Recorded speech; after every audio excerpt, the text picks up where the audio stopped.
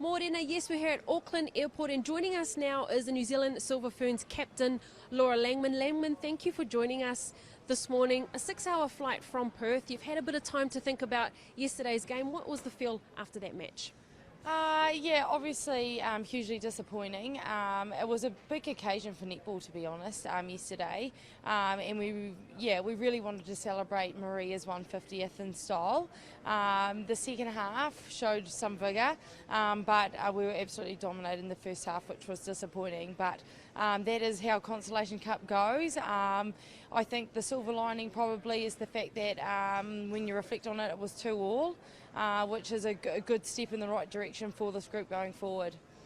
Now, at halftime, you did mention that there was a lot of whistle going on, and overnight there's a lot of word coming out about the umpiring of the game. So what were your thoughts on that, and what has been maybe the talks in camp about it? Oh, look, I think it's always a contentious issue, and as players, our ability to adapt is always tested the most at the elite level.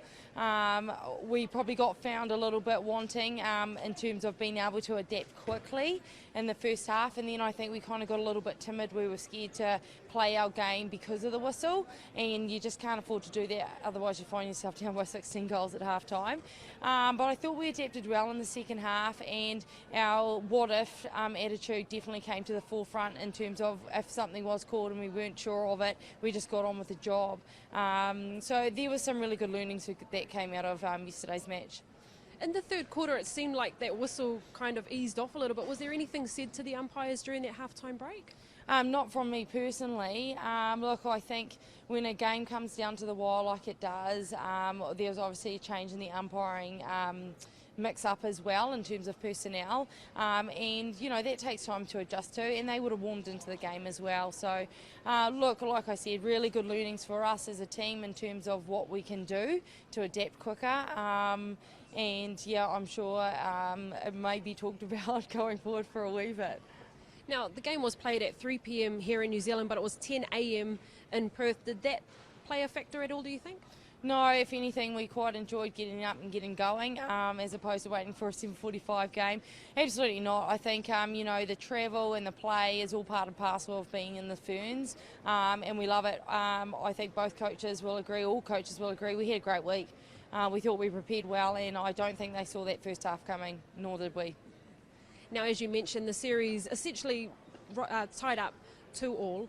What are the things that you take away from this Consolation Cup? Obviously, a much better result to last year. Yes, yeah, well, I think it was the first time we've done it since 2015, I think.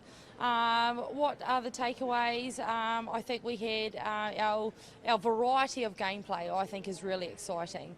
And what we have in the pipeline is really exciting. And to be able to continue to grow in a World Cup year, I think, is massive. You can't ignore, I think, the turnaround in the culture has been phenomenal over the last year. Players are looking forward to coming into camp, and you can see players just in themselves have really grown, and I think that's a massive step forward. Our depth in the squad, the exposure of the number of Ferns to international level has been massive this year, and we're not even really tapping into year one of the next 4 years, so I'm hugely pumped for what this group has in store. So now a little bit of a break for the team, I imagine. Hallelujah.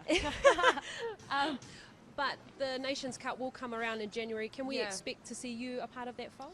Oh man, I literally did not get any sleep on that flight. I have not even thought that far ahead. Yeah, I think the girls have Super Club in December actually, so their year keeps on giving. But for myself, I'm going to enjoy a good break. I'm really grateful my body's come through in more than one piece, so I'm very, very happy. And yeah, man, there were some fantastic memories that have come from this tour, and I just really want to take the time to enjoy them and soak them up. I think that's one thing I learnt from my break is don't be in a hurry to look ahead to the next tour or what's coming up next. So yeah, I'm really going to make sure I take the time and see what Knowles wants for the group and what the group needs going forward.